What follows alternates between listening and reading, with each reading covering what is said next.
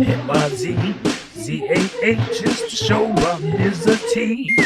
It's the show about Mizzah Tee. Hey there, fools. Big T here, and I'm back with another video. And in this video, I'm going to be discussing, as the title suggests, subscription services. With the recent news that a game called Oceanhorn 2 was going to be exclusive to Apple Arcade service, I just started to think about how much, well, not how much I don't like it, but how much subscription services are affecting gaming and whatnot. Now, if you guys don't know, Oceanhorn is a game that started off on cell phones. It's basically like a top-down-ish Zelda clone. It has its own flavor, and I really liked it. And I don't remember if it was during a E3 reel or maybe it was a direct where we got to see Oceanhorn 2. It was supposed to be, you know, in development and coming to consoles and whatnot. And it's just a complete revamp of the art style, the style of the game that was in the first one.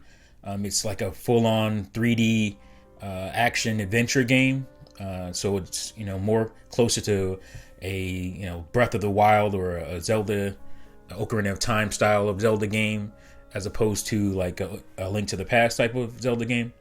And I got really excited when I saw that because I really enjoyed the first one to the point where I bought it on Switch digitally, and then when the physical copy came out, I bought the physical copy. That's how much I liked the game. And so I was anticipating it coming out, and I was really excited for it. And we get the news that it's an exclusive to the Apple Arcade subscription service. And I'm pretty sure it's a time thing. And we've had similar situations when it came to games that came to the Epic Store over coming to Steam. And I mostly didn't have a problem with it. You know, I mostly don't have a problem with the exclusive setup.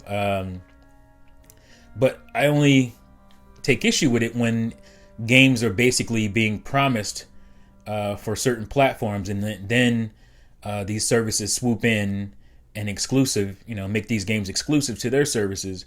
So the fans that were excited for and waiting for these games to come to their consoles or whatnot now have to either go get that service or be patient and wait for the game to come to their platform. And I don't like that setup. I don't like how that works, and I think it affects gaming in a negative way. People's excitement for certain games get diluted. They'll maybe forget about the game and miss out on it, and it affects, like I said, gamers' excitement for gaming in general.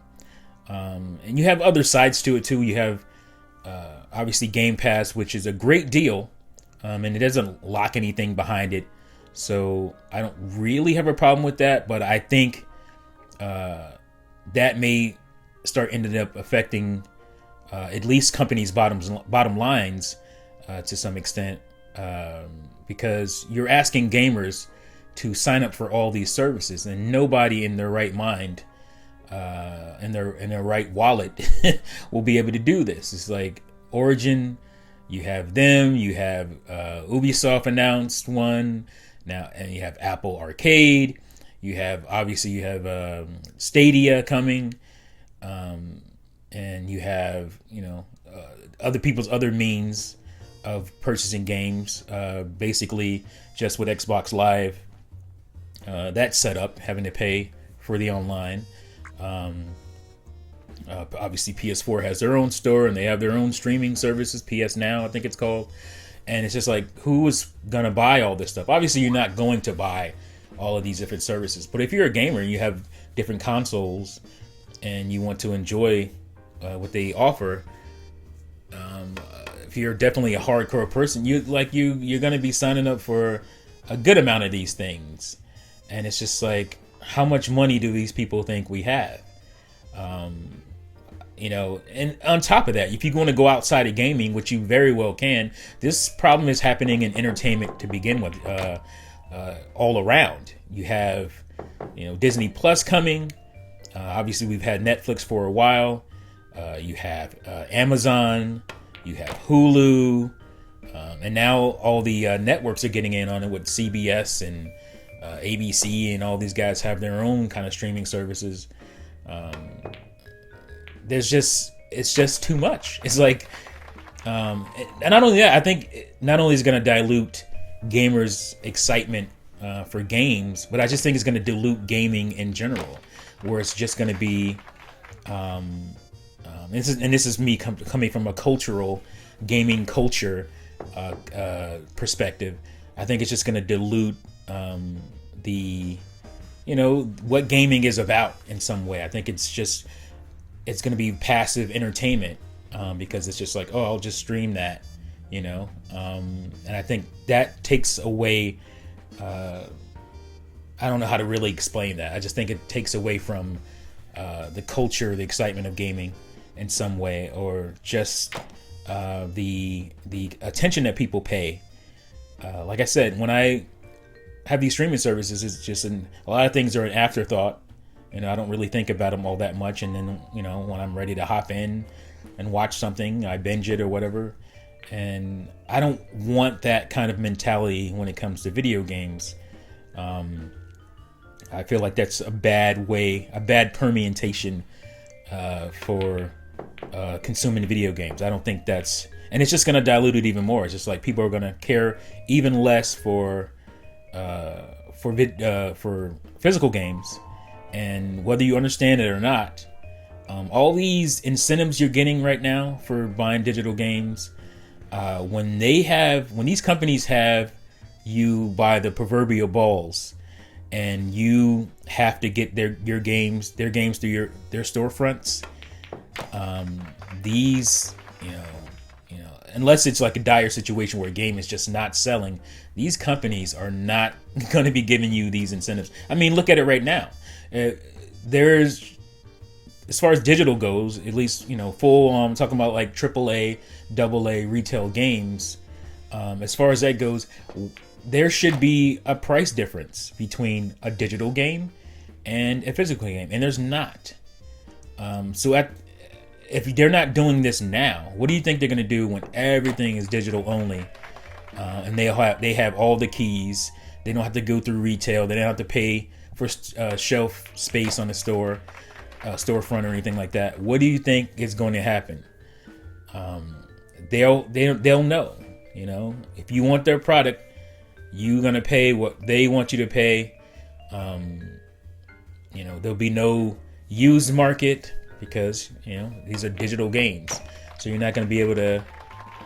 The used market does bring down the costs of games. That's just the way it works, and that's why a lot of these companies, for a long time, even if they won't tell you outright, have been wanting a situation to where they control that retail space. They control every aspect of it. And that's why you see storefronts doing what they do. And you have Epic, and you have Epic Game Store, and you have Steam as the big storefronts for PC gaming and whatnot. But a lot of these companies do not want to pay Epic or Steam to put their games out there, and so they're having their own launchers and whatnot. And it's just gonna get out of hand. It's gonna get insane. Because they want to control. I understand the a business wanting to do that. I understand the impulse to do such things, because you want to make your bottom line bigger. You want to grow your company. It's always about growing and growing and growing. A lot of companies are just not content. I mean, part of that is they're beholden to shareholders and whatnot. So they always have shareholders pushing them to make more and more profit because on their investment. So the problem is when that is the only emphasis for making a game or building any kind of entertainment, then that's what you're going to get. You're going to get assembly line type of mentality when it comes to game making. And it's just going to affect the culture of video games all over. And I'm not just talking about my ass here. these things will come to pass. I mean, it's happening with movies. It's already happening with movies, where there's so many different things people to consume, and they just don't want to get up and go to the movies anymore. And so the movie studios, they are catering to markets. They're not catering to creativity. It's very rare where you see original IP being presented in a movie theater these days. It's always based off of something. You don't see. When's the last time we got like a Matrix-like type of movie? It's been since the Matrix. I don't know. It's been a long time, because these companies are not. There's too many outlets. There's too many means of entertainment, and so these companies are getting less and less creative because they're they're playing to costs. They don't want to risk. That's the main thing. It's about risk. So you have companies who don't want to risk, but they want top dollar for their products. So they are doing market research. It's all about market research, and what do you call it when they have those groups that view or play a game? They view a game or view a movie, and they give their what they didn't like about it. I can't think. I don't know why I'm going blank on that right now, but that's what's going to happen with video games. It took a while for movies to get there, and video games, it's been accelerated. Especially with all these services now, and these consoles leaning towards digital only. For costs, they want. They're worried about the cost of these bigger and bigger games on a disc medium, and having to put that drive in the console. And they're also worried about retail costs and shipping, using trucks and gas mileage, all this stuff that brings up the price of games. So these are the things that's going to affect gaming. Now, like I said, it's really based per service. I think a lot of these services are necessary, especially the ones that are coming up. And I think stuff like Game Pass is great for the consumer, but I think it devalues development houses and studios. It's like, is Microsoft going to be able to maintain this? Look at the sales for Gears. That's been a big thing recently. Not really good sales as far as units sold. So they talk about users online and whatnot. But I just got Game Pass for $2 for 2 months, and I'm going to be able to play Gears. And a guy like me, I'll definitely probably go pick it up. I'll definitely go pick up the physical copy at some point. But I'm a different type of gamer. Like I like physical copies. What about that gamer who's all in with this digital only stuff? And how are they going to be able to continue to put out these first party games? Right now that's a great thing, and I think they're just doing it to hook people right now, because Microsoft just bought all these studios and stuff, and they're going to continue to put out first party content for pennies for these big budget AAA games. They're going to be able to do that going forward? I don't think so. I think this is a gravy train that will reach a cliff, and a lot of people are going to be disappointed when these games are no longer on that service.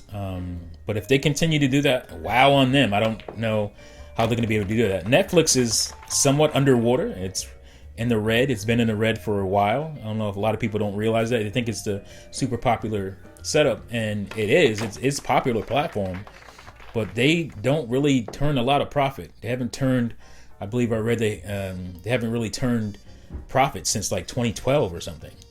And they have all this stuff still coming, all these new shows that have been in the works for forever, and they're hoping to just keep driving up subscription bases. At some point, you're not going to have subscribers. There's not going to be people to subscribe to your product at some point. And it's not sustainable. And I think it affects gaming because in the future you won't have a physical game. People will forget these games, especially these online only games. People are just going to forget about them when those servers are no longer serving those games. And I just think that's terrible. I think that's terrible for the history and the culture of gaming. And I just worry about that. So I don't know. Maybe I'm just a dinosaur. I talk about being a dinosaur a lot. Maybe I just am. You guys tell me, what do you think about these gaming services? You think they're getting out of hand? I do. I think it's just too much, too many. Nobody wants to have all these services tied to their credit cards and their bank cards and stuff. I just think it's too much, pulling from your monthly account. But you let me know in the comment section below. Thank you guys again for watching and listening, and see you fools next time. Peace out.